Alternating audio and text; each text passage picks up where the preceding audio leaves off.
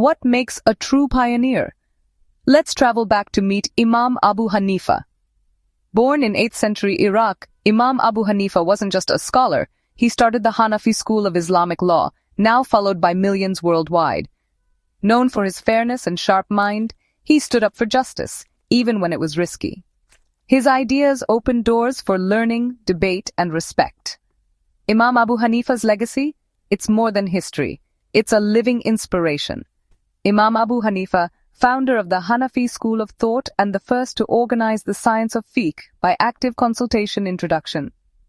His name was Noman, his kunyat Abu Haneefa, and his title was Imam-e-Azam. His family was among the most respectable families of Iran. His grandfather had converted to Islam during the Caliphate of Ali, R.A., and migrated to Kufa from Iran. In the annals of history, we find an account of his appearance before Ali, R.A., and of his asking him to pray for his children. His father Thabit was an established trader. At the age of 40, Allah blessed him with a son who he named as Noman. This same Noman was later known as Abu Haneefa. This was not his real kunyat because he had no son by the name of Haneefa, but he had chosen this kunyat for himself. In the Quran, Islam has been called the Deen-e-Hanif, religion of the upright, and hence he kept his kunyat Abu Haneefa. Birth according to his grandson Ismail, Abu Haneefa was born in 80 Hijri in Kufa. Background: his grandfather and father were traders by occupation, so he followed the family tradition and started manufacturing silk cloth. As he was honest and hard-working, he achieved prosperity in his business very soon. So far, he had not turned his attention towards the attainment of knowledge, but during the reign of Caliph Suleiman, when learning became widespread, Abu Haneefa also became interested in acquiring knowledge. Incidentally, an event occurred at this time which strengthened his resolve. One day, Abu Haneefa was going towards the market. He passed by the house of Imam Shawabi, who was a famous scholar in Kufa. He mistook Abu Haneefa to be a young student and asked him where he was headed. Abu Haneefa named a merchant that he was going to visit. Imam Shawabi told him that he saw great potential in him and that he should spend time in the company of learned people.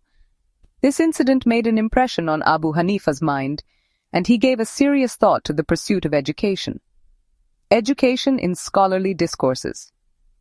In those days, the educational choices available to students were literature, genealogy, history of Arabia, fiqh, hadith, and ilmul kalam, philosophy of religion. In the beginning, Abu Haneefa was inclined towards ilmul kalam. With his sharp mind and original thinking, Abu Haneefa became an expert in it, so much so that even leading masters of ilmul kalam used to avoid debates with him. He states, "In my youth, I recognized philosophy to be the greatest field of learning because I was convinced that the principles of religion were based on these ideas. Later, it occurred to me that the companions of the Prophet, had always remained aloof from these debates and arguments. They devoted their time to the learning and teaching of fiqh-related matters." For 6 years, Abu Haneefa participated in these scholarly speeches, discourses, and interactive dialogues. One day, a woman asked him the correct method of giving divorce according to the Sharia. Abu Haneefa replied that he did not know the answer, so he sent her to attend the lectures of Imam Ahmad, a famous scholar in Kufa, who was near that place, and requested her to stop by on the way back and tell him the answer as well. After she departed, Abu Haneefa felt disturbed and sorry that he could go into the nitty-gritty of an argument on even minor issues, but he could not give the answer to an ordinary religious query. He stood up immediately and joined the group of students in the discourse of Hamad. In 102 Hijri, when he was 22 years old, he started attending fiqh lessons given by Imam Ahmad. Initially, he sat on the left side, which was the section reserved for newcomers, but in a few sessions, Imam Ahmad gauged the keen memory, acumen, and intelligence of this new student, so he asked him to sit in the front row in the class. His teachers. His first and foremost teacher, Hamad, was a famous scholar of fiqh and an imam in Kufa at that time. He had heard the narration of ahadith from the Prophet's personal attendant, Anas, R.A. Besides that, he had also benefited from the association with many prominent tabi'in. His religious school was the largest and the most widely attended in Kufa. Some of the teachers of Hamad had been the students of Abdullah bin Masud, R.A., who was foremost among the companions of the Prophet, saw in his knowledge of fiqh. During the caliphate of Umar, R.A., Abdullah bin Masud had settled in Kufa. Some historians claim that Abu Hanifa did not have a profound knowledge of hadith. This view seems doubtful because both Quran and hadith are the cornerstones of fiqh. If a person does not have command over these two sources of sharia, he cannot become a scholar of fiqh and give fatwas, religious decisions. If we take a look at the teachers of Abu Hanifa, we note that they were great scholars of hadith. Kufa itself was a center of learning for the students of hadith. There is no doubt that Imam Abu Hanifa gained the knowledge of hadith from a number of experts. Let us take a look at some of his teachers who were accomplished in the science of hadith. Imam Shawabi. He is the same person who encouraged Abu Hanifa to turn toward religious knowledge.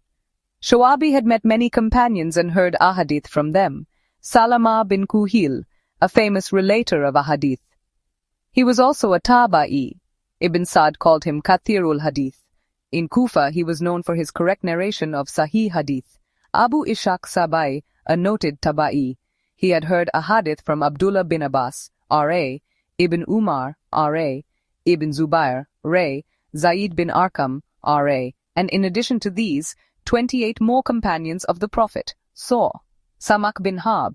He was a notable scholar of ahadith, known for his accurate narration of ahadith.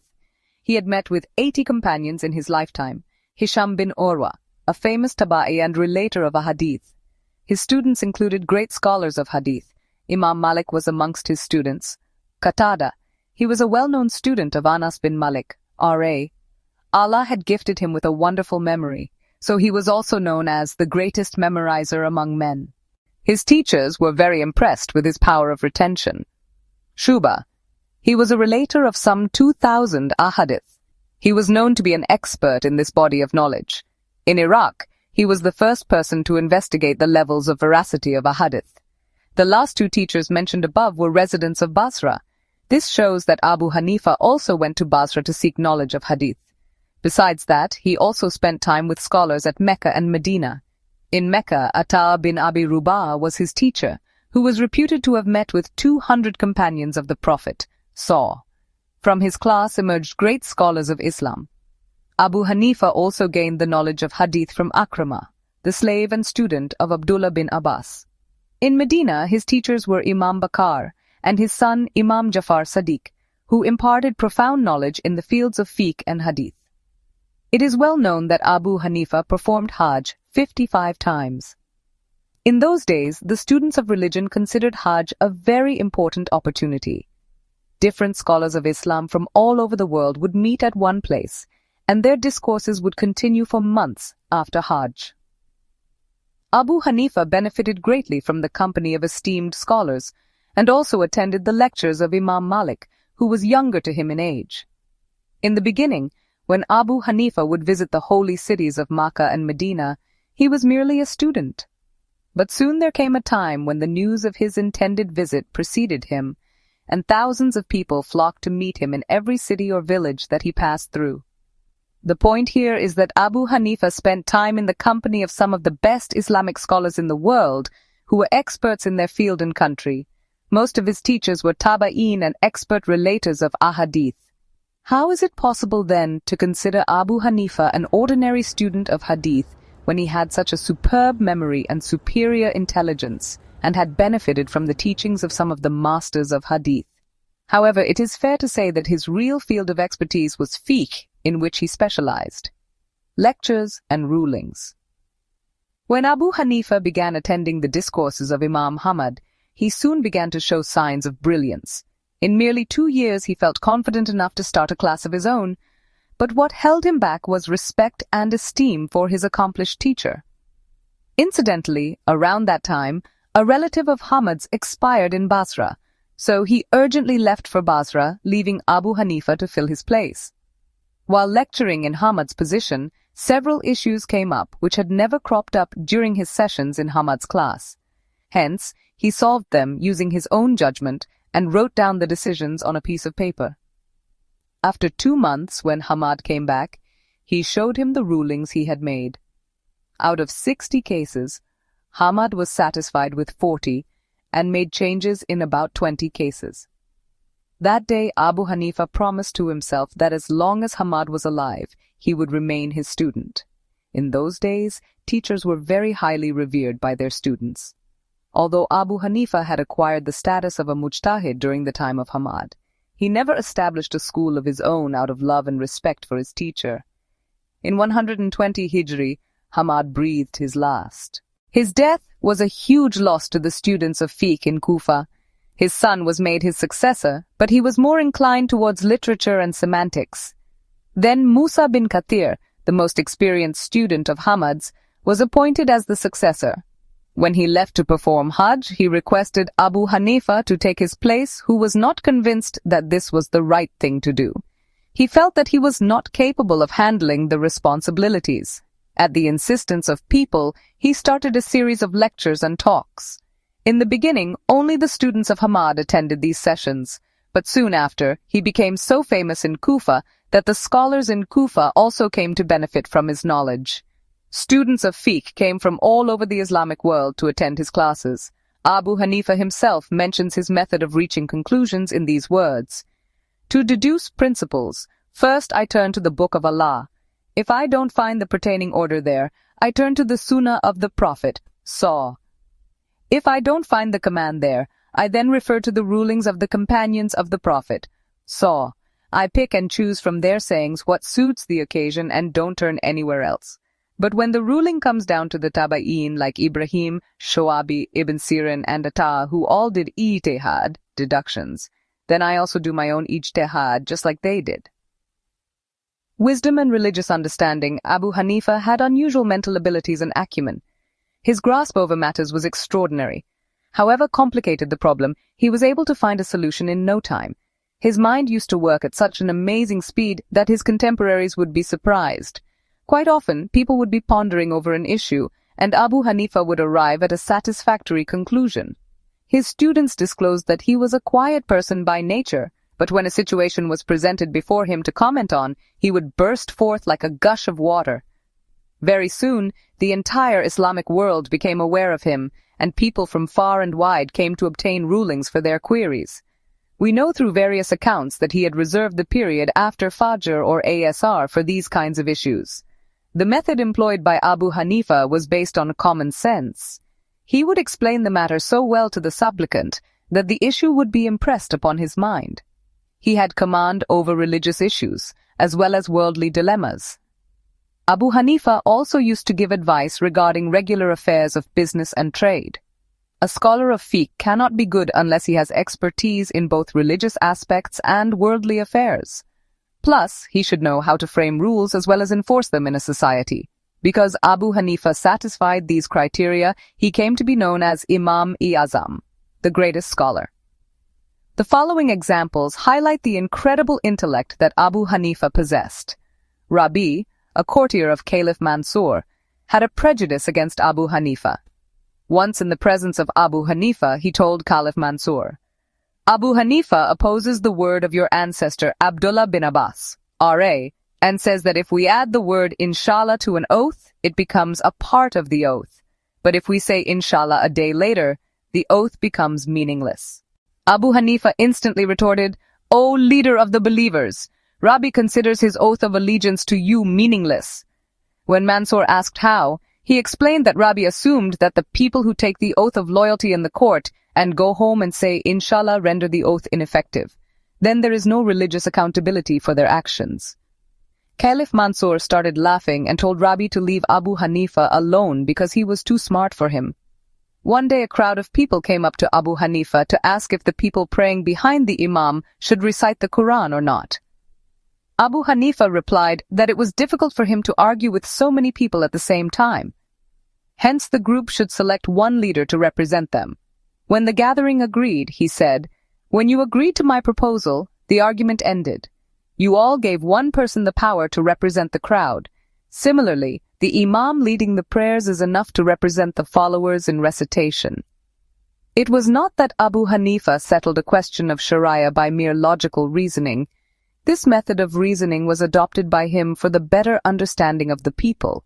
Otherwise, the basis of his judgment was the hadith of the Prophet, in which he declared that the recitation of the Imam is equal to the recitation of the followers. The Imam had a knack of explaining the most difficult problem in a common-sense manner so that his audience understood it easily. One day, a famous Kharajit leader by the name of Dahak pointed his sword to the Imam and asked him to repent. When Abu Hanifa asked what the matter was, he was told to repent for holding the belief that Ali, R.A., had agreed to settle his dispute with Amir Muawiyah, R.A., by arbitration. The Kharajites were extremists who revered Ali, R.A. The Imam replied, "If it is your wish to put me to death, I have nothing to say. But if you wish to find out the truth, then permit me to reason with you on this issue. But if we are not able to reach any conclusion, what shall we do?" The Kharajit leader proposed that they would select a mediator to decide between them. The Imam stated that this was exactly what Ali, R.A., had done. Outwitted, the man left quietly. Abu Layla, an eminent jurist of Kufa for 33 years, had strained relations with Abu Hanifa because the latter would point out mistakes in the former's decisions. The judge used to hold court in a mosque. Once, on his way home, he came across a woman arguing with a man on the street. As the matter proceeded, she called the man the son of an adulteress. The judge ordered that she should be arrested, went back to his courtroom and gave her a punishment of 2 rounds of whipping. When Abu Hanifa found out about this case, he commented, "The judge has made many errors in his judgment. First, he held court irregularly after calling it a day. Second, he had the punishment executed in the mosque, which was forbidden by the Prophet, Third, the woman was whipped in a standing position, which is not allowed. Fourth, only one punishment is allowed for one offense, while the judge ordered 2 rounds of whipping. Fifth, the 2 rounds cannot be carried out simultaneously. There has to be an interval for the offender's wounds to heal. Last, there was no case because the man abused had not protested or complained against the woman." On hearing this list of faults in his judgment, Abu Layla was furious and complained against Abu Hanifa to the governor of Kufa. The governor asked the Imam to stop issuing fatwas, religious decrees. Abu Hanifa obeyed this order without hesitation because the giving of fatwas is a collective duty, and if some are performing it, the rest need not. He did not restrain himself because he was afraid of disobeying the official. In fact, he was one of the bravest men of his time, and often had the courage to speak out against the government when no one else could, as we shall explain later. The people of Kufa were by nature not simple. They used to present new problems before Abu Hanifa and get involved in strange circumstances. One day, a situation cropped up wherein a man swore that if he performed mandatory bathing, done after intercourse that day, then his wife stood divorced. In a little while he swore again that he would divorce his wife if he missed any of his prayers that day. Then he again swore that his wife stood divorced if he did not have intercourse with her that day. The man was obviously upset with himself for taking these silly oaths. He came to Abu Hanifa for a way out of this dilemma. The Imam had a solution to this impossible situation. He told him to pray Asr, have intercourse with his wife, take mandatory bath after sunset, and then pray the Maghrib prayers. Remember that the day changes after sunset according to the lunar calendar. In this case, all his conditions were fulfilled and his wife escaped being divorced. This was an issue concerning fiqh. People used to approach the Imam with personal matters which had nothing to do with fiqh. They trusted him in all matters. Abu Hanifa would provide solutions to their problems instead of getting upset at their irrelevant questions like other typical religious scholars. Once a man appeared before him and revealed that he had forgotten the place where he had kept some money safely.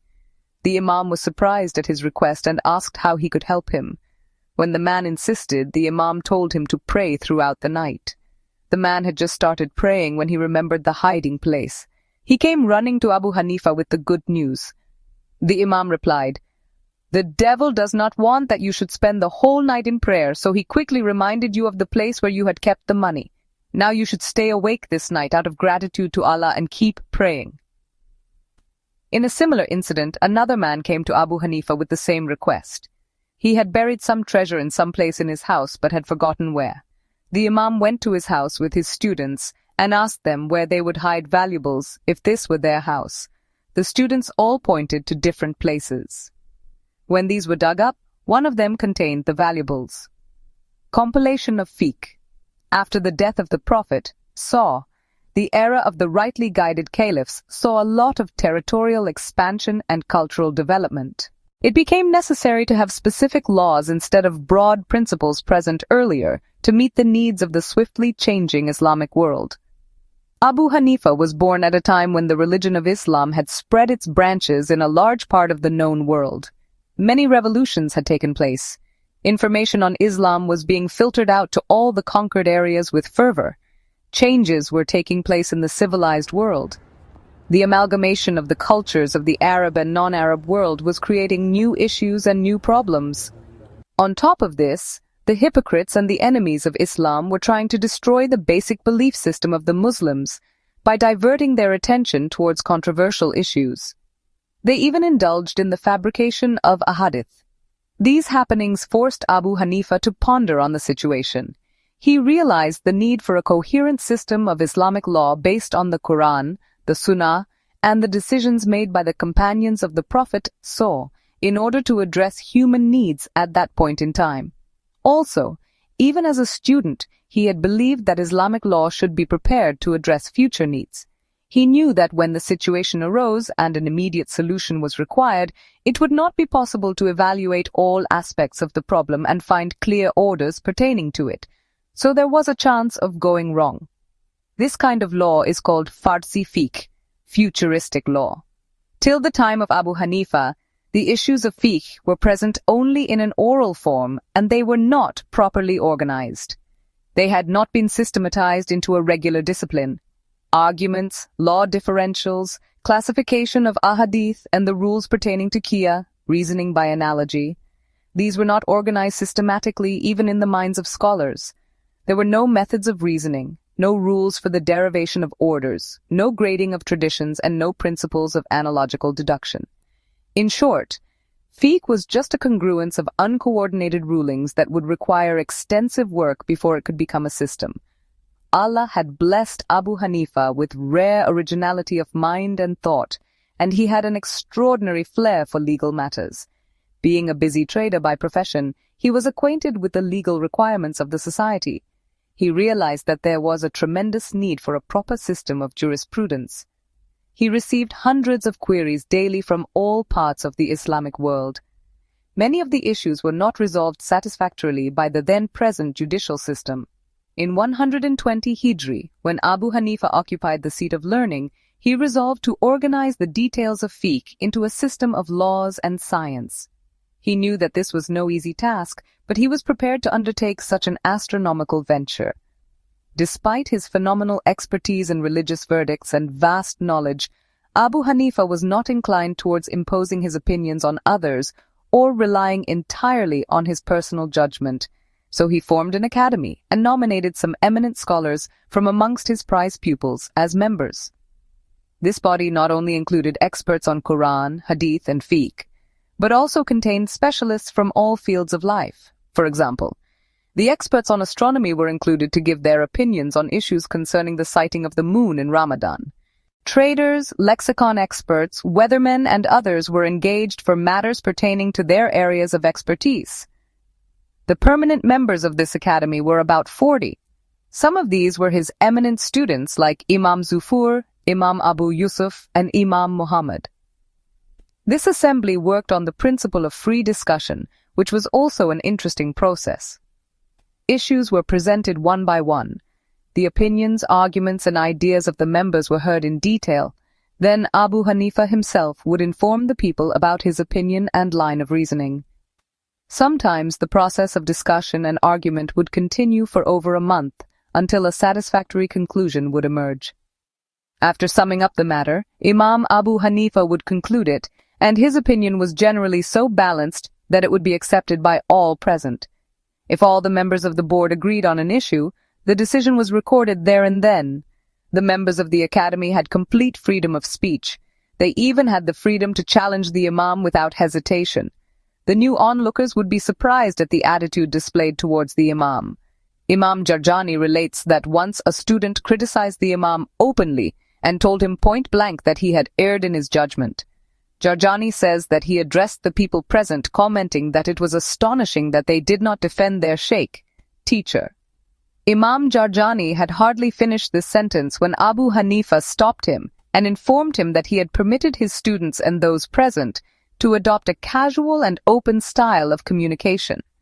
It is an established fact that group consultation can only be meaningful if all individuals are allowed to speak their mind, without any pressure. There should be no restriction of undue reverence and formality in order for the formation of laws to be flawless. For a broader perspective, every issue was not only presented before the body of students and experts of various fields, but also sent to other educational committees in Kufa to be discussed and debated upon, so that if they had any authentic ahadith on the subject, they could be presented. Imam Abu Hanifa compiled judgments on 83,000 to 500,000 issues, according to different traditions. This mammoth project took him a period of no less than 30 years. This was a difficult, gigantic, and dangerous task, and there was no prior example of this kind of undertaking. Allah's special mercy and blessing made it possible for the Imam to accomplish this huge task. The credit of founding the principles of fiqh also goes to Abu Hanifa.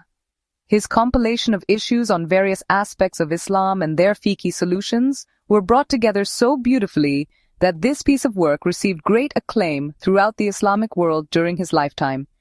As soon as its various parts were completed in succession, they were published throughout the Islamic world. The Hanafi school of thought. Like other schools of thought in Islamic jurisprudence, the basis of the Hanafi fiqh is also the Quran and Sunnah. Like other theologians, Imam Abu Hanifa would give preference to a Sahih hadith, the most authentic hadith, over his own opinion or anybody else's. According to him, he never made it a condition that the hadith should be mutawatir, heard by innumerable persons, or mashhur, well-known, or a single narrator of hadith should be someone well-versed in fiqh, or that the statement should be based on qiyas, reasoning by analogy, as well. The Imam very clearly stated that the sayings of the Prophet were wholeheartedly acceptable to him unconditionally. He further stated that he did not pass judgments on his own opinions, but he passed judgments based on ahadith. But where there are contradictory ahadith, then one is preferred over the others based on the authenticity and power of retention of the narrator. But qiyas can never be preferred over a hadith. Abu Hanifa himself states, "By Allah, the person who says that we prefer qiyas to nas, explicit directive of Quran or hadith, is a liar and is making an accusation against us. Is qiyas needed in the presence of a nas? We never resort to qiyas except in dire need." On certain occasions it seems that Abu Hanifa has preferred a different ruling despite there being a hadith on the subject. The reason for this could be that the compilation of ahadith had not been done in an organized manner during the time of Abu Hanifa. It is possible that certain ahadith did not reach him, which is why he adopted a particular stance. Later on, the 6 main books of ahadith were accepted as authentic and were looked upon for guidance by the Muslim Ummah. The later scholars felt that on certain occasions the Hanafi sect did not pay due reverence to a hadith and assumed a different position. A special mention deserves to be made of the vastness of the Hanafi school of thought. Unlike the other fiqhs, it not only focuses on obvious rules and regulations in Islam, but also takes into account psychological issues. Here, the definition on fiqh includes matters related to belief. Besides encompassing matters of worship and everyday issues, it also spreads out into politics and international relations. The Hanafi school of thought chalks out Islamic rulings based on rationale, meaning that no order in the Sharia is free from underlying logic. This is why the Hanafi sect is based on reasoning like no other sect. The principles of the Hanafi system are based on the premise that the Muslim Ummah should be saved from extremism and inconvenience. Exactness and regularity are the 2 demands of Sharia as far as haram, prohibited, and farz, mandatory, are concerned. Imam Abu Hanifa has put strict limitations in the definitions of farz and haram, which reduces their sphere and quantity. The Hanafi system ensures protection of rights, to the extent that the murder of a Muslim has been equated to the murder of a zimmi, non-Muslim living in a Muslim state. In matters of trade, lawsuits, religious traditions, great leverage has been accorded to them. The Hanafi system encourages individual freedom and freedom of thought. according to Abu Hanifa, a sane adult man or woman can marry without the need of a wali. Freedom of thought and expression has been declared necessary for the scholars. Accepting gifts or endowments from the ruling caliph is considered disdainful, as it might influence freedom of speech. Abu Hanifa also accepted good social practices, ma'ruf, as part of the law. This protected and promoted right attitudes and thoughts.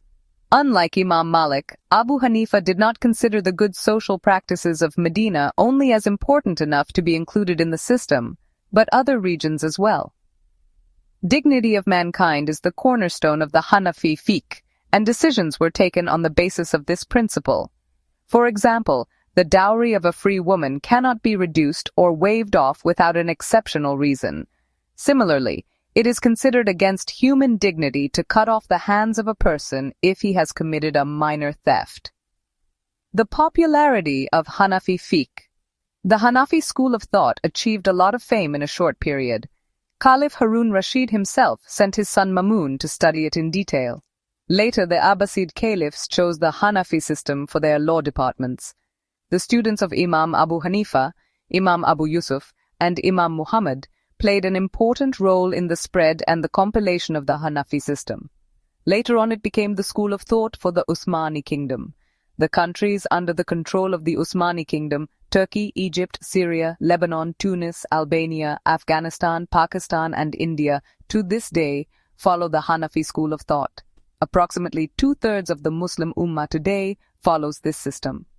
Publications and famous students Abu Hanifa left behind him memorable publications, but except for 2 or 3, the rest are not available to us today. His students were noted scholars of hadith. After the death of Abu Hanifa, they were responsible for the compilation and spread of the system. Imam Abu Yusuf, Imam Muhammad, and Imam Zufur are names that need no introduction. Besides these, Yahya bin Sa'id, Abdullah bin Mubarak, Daud al-Tai, and Qasim bin Mu'an, and a host of other students rendered services from which the Muslim Ummah is benefiting immensely today. A man of principles. Imam Abu Hanifa was not only famous as a religious scholar and as an expert on fiqh, but in day-to-day affairs and political matters, his acumen and integrity were no hidden virtues.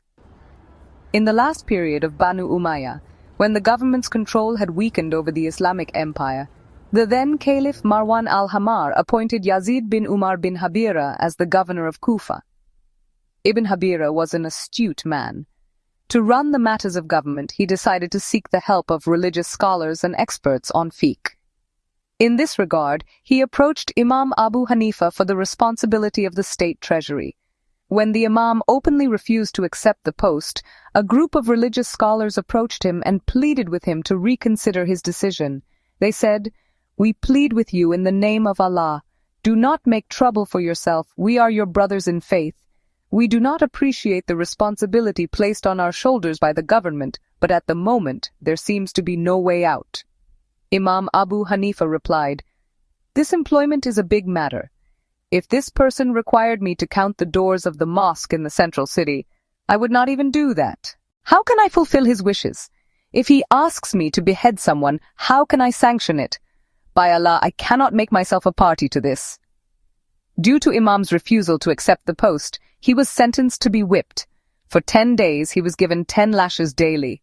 But Abu Hanifa stuck to his decision till the last. He was reluctantly released from the lockup due to immense public pressure. After the rule of the Umayyads came to an end, the Abbasids came to power. People had high expectations from them, but soon they came to realize that the Abbasids were no less despotic and cruel than the Umayyad kings. Caliph Mansur leashed a new reign of terror and suppressed the Banu Hashim to such an extent that it takes courage to listen to the terrible stories of torture and atrocities. Unable to bear the injustice, Muhammad Nafs Zakiya, one of the Banu Hashim's pious and notable people, revolted against the government in Medina. He and his brother Ibrahim were martyred after putting up a brave fight against the oppressors.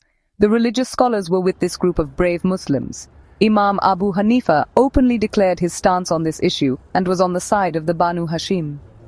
According to some traditions, he even helped them out financially. After the death of Ibrahim, the caliph turned his attention towards those who had supported the revolt. Abu Hanifa was summoned to Baghdad in order to put him to the test. After the initial talks, Caliph Mansur announced his decision to make the Imam the Chief Justice. Abu Hanifa flatly refused the offer and stated, "The law dispensing and justice is a trust of God which has been given to kings. The best way to fulfill this responsibility is to appoint such a man who has no fear in his heart. You should not trust me.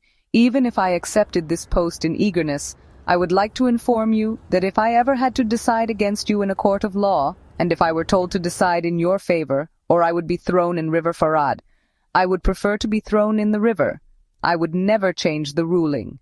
And if this is my position if I accept in eagerness, you can imagine what my stance would be if I were pressured into accepting this post."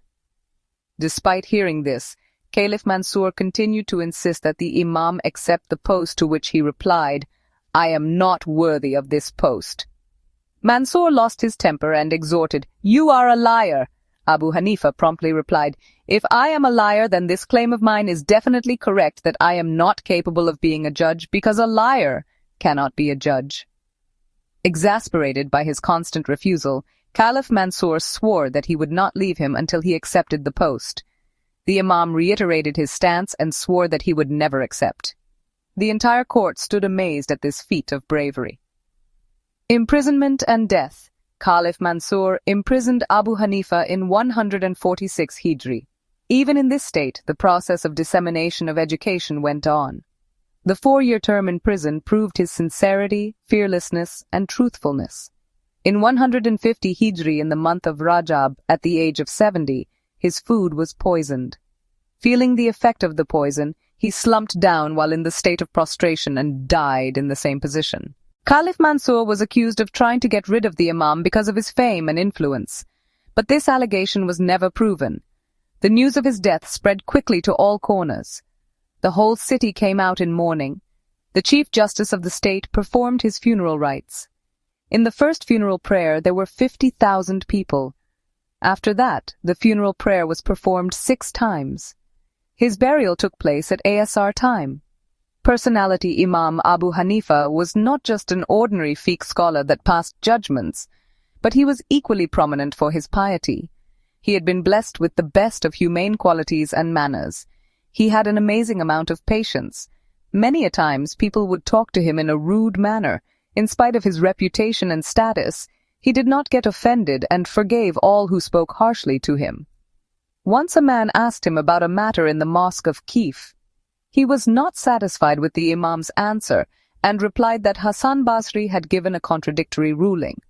Abu Hanifa stated that Hassan Basri had committed an error.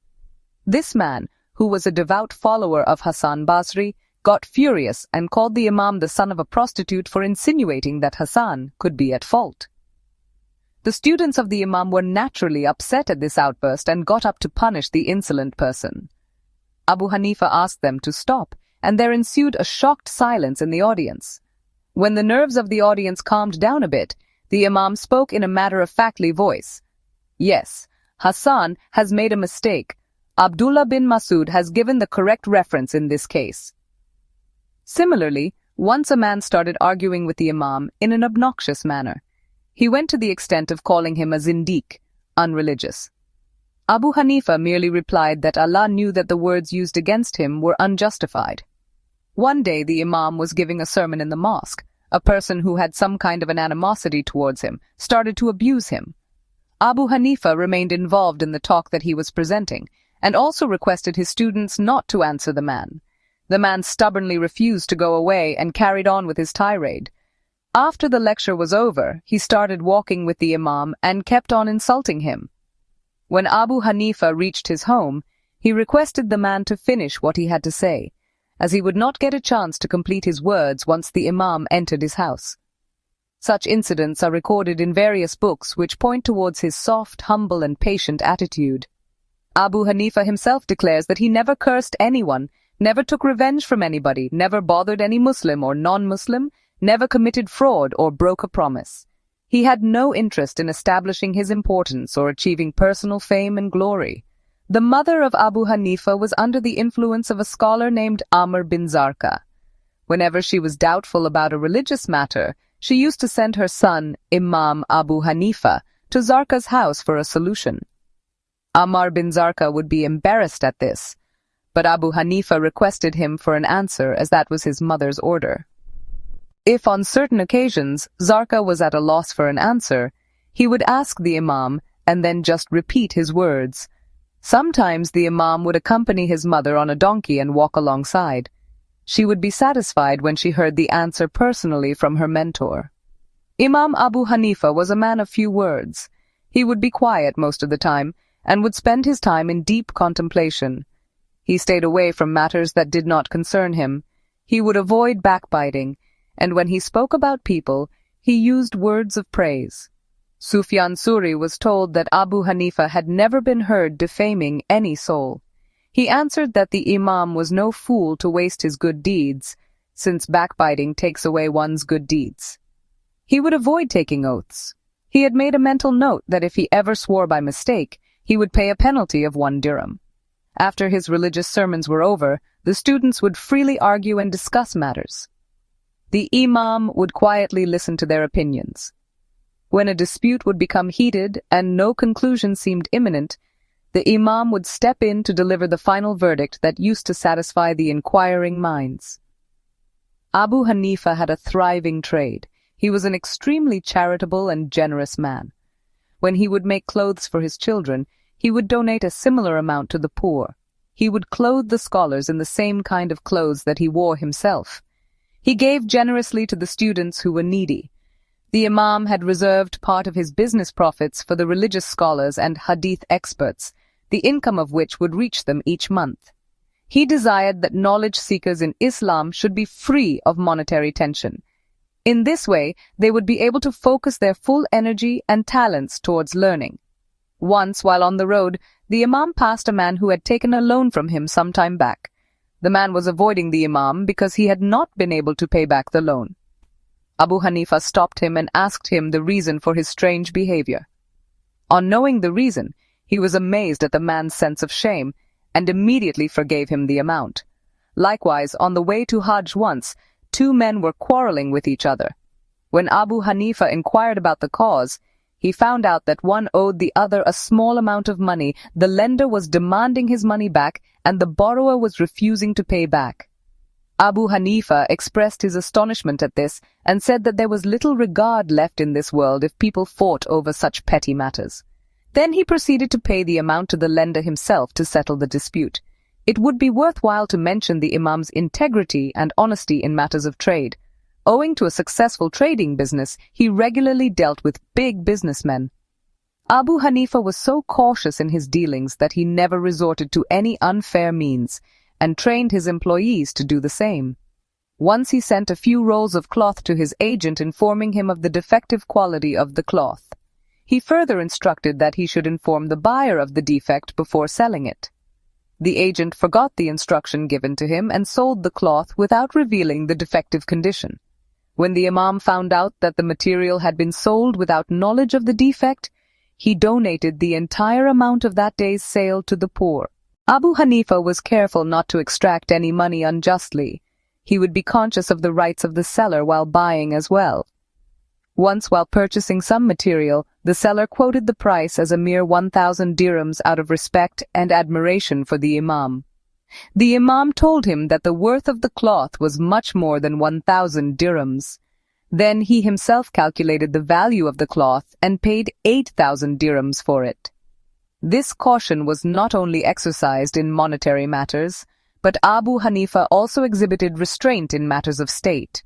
Once, the governor forbade Abu Hanifa from expressing religious opinions, fatwas. Coincidentally, during this period, Abu Hanifa's dear daughter came to him with a query. She wanted to know if her fast was valid because she had swallowed some blood oozing from her gums.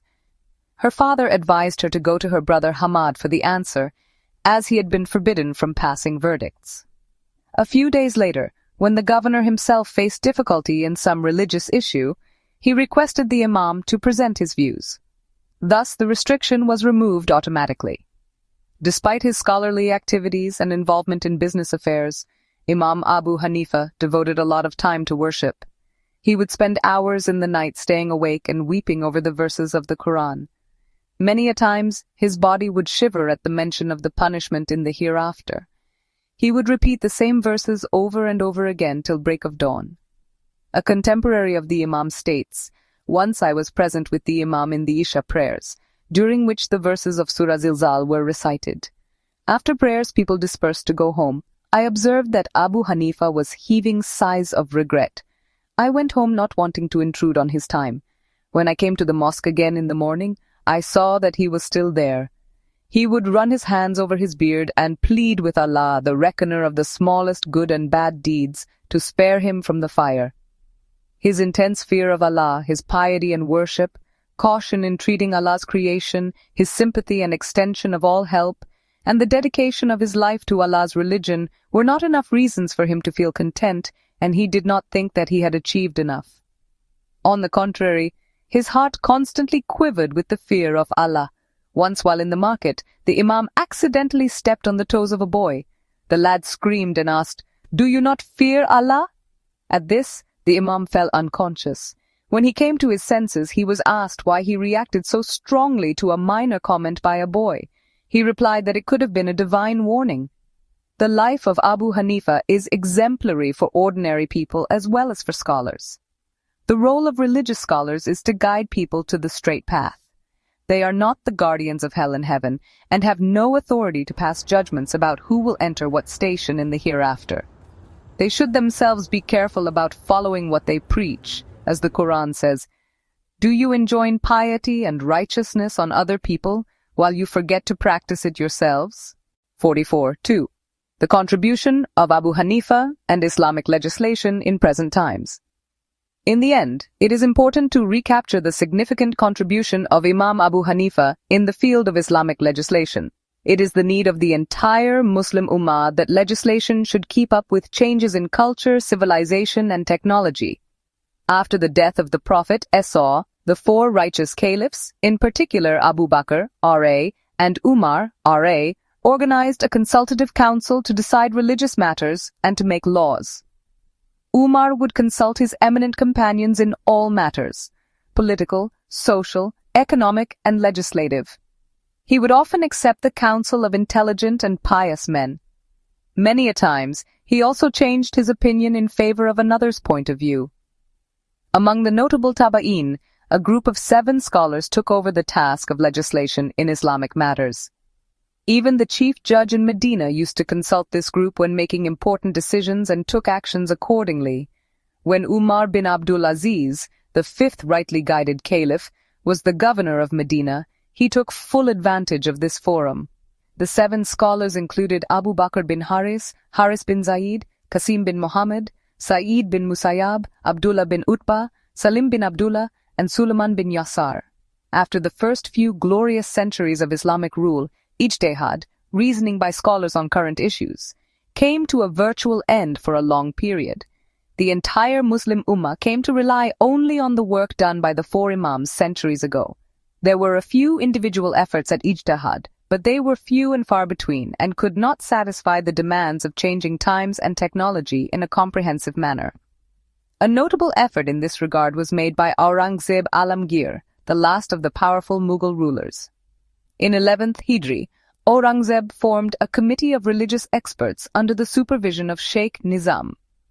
The purpose was to compile a comprehensive book which covered all the issues of fiqh, a book that would be acceptable to the religious scholars. The book came to be known as Fatawi Alamgiri. It was accepted at the government level but never became part of the constitution of the state. It was a good effort as it contains various opinions of religious scholars on different fiqh issues. On a state level, we find another example in the Usmani period of rule. In 1293 Hijri, a thick document containing different laws was compiled by a 7-member team of religious experts under the supervision of the judiciary. This effort took 9 years to complete. Islamic legislation does not have a great success history because it did not get the attention it deserved. According to the author, the reason for this was the lack of coordination and trust between the religious scholars and the rulers. It has been seen that kings and monarchs try to use pressure tactics to get religious scholars under their influence. Religion has been used as a tool to forward the interests of the ruling party. Traditionally, the righteous scholars moved in the backlines, and the pseudo-religious scholars were not accepted by the masses. Hence, there was no measurable stride in the field of Islamic lawmaking at the official level. The need of the hour is to establish a reliable institution, which should comprise of prominent religious scholars who enjoy the support of all the major schools of thought. The institution should not merely send recommendations to the parliament, like the Islamic Ideology Council, but these must be acted upon for change to take place. In addition to this, the body should address the modern problems faced by the society and should inform the masses of their opinions on different issues. This would help in guiding the Ummah in better decision-making. For example, the issues faced by our society today are the influence of TV and media, the presence of images and pictures everywhere, and the presence of women in every field. A lot of questions crop up in the minds of people regarding these topics.